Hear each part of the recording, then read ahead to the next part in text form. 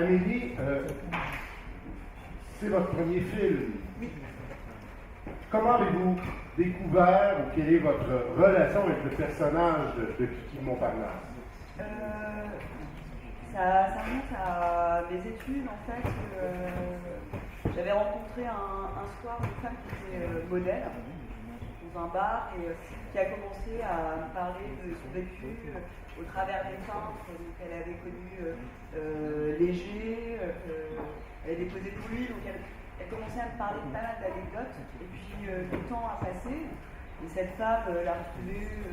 Je ne savais pas si elle bluffait ou si c'était la réalité.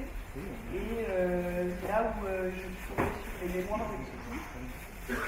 Et ça faisait déjà un petit moment que j'avais envie de parler des peintres, mais au travers un quart féminin et un modèle. Je trouvais que c'était la meilleure moyen. Enfin, j'avais envie de parler de cette intimité qui pouvait exister dans ce rapport. Et les mémoires de Kiki sont tout ça a été un coup de cœur parce qu'il y avait une vraie énergie dans ses écrits. Et en plus, elle a côtoyé des artistes qui ont fait toute une époque, une histoire de l'art à Paris. Et en plus, elle ne s'est pas contentée d'être modèle. Elle a également réussi à devenir chanteuse,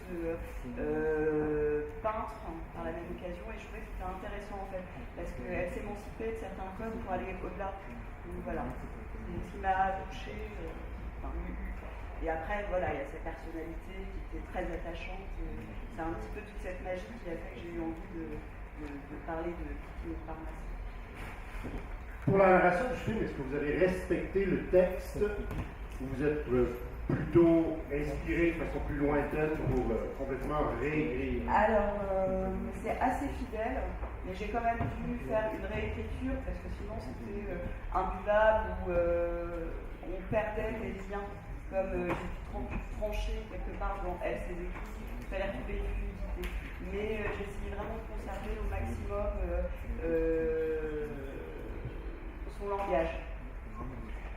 Vous avez parlé de fluidité et c'est la première chose qui m'a frappé en voyant votre film, c'est la fluidité des transitions, justement. Parce que c'est une histoire où on évoque un tas de choses, un tas de gens, on passe d'un lieu à l'autre et vous êtes arrivé à nous faire voyager dans la mémoire de cette femme, visuellement, avec beaucoup de souplesse. Donc, est-ce que ça a été un défi particulier? Jusqu'au bout, je ne savais même pas. Enfin, j'avais peur de tomber dans quelque chose de trop systématique et en fait, et qu'on s'y perde, que ça devienne une manière. Et jusqu'au bout, ça a été assez éprouvant de savoir si ça allait fonctionner parce que j'ai vraiment travaillé séquence par séquence, graphisme par graphisme.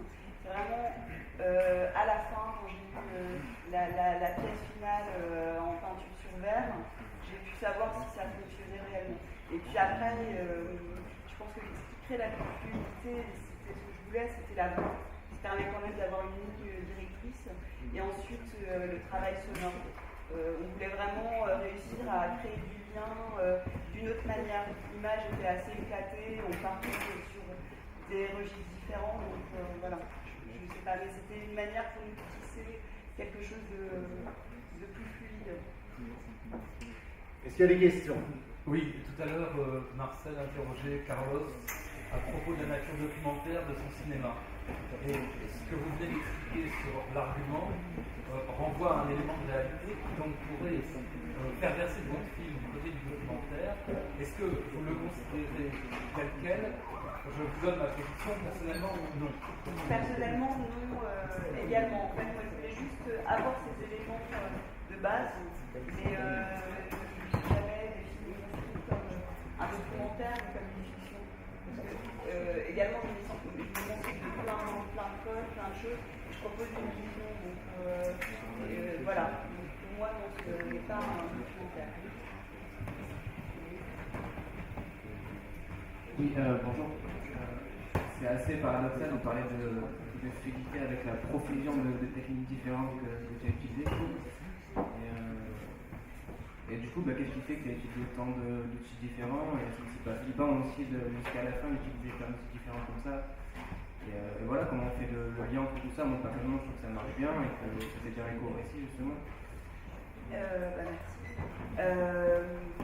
En fait, tout ce travail de choix graphique, je l'ai fait vraiment en écrivant, donc en essayant de trouver une cohérence et une manière de développer qui jeune et quelque chose le mot n'est pas naïf, mais voilà, et plus ça va, plus on arrive vers une maturité de l'animation.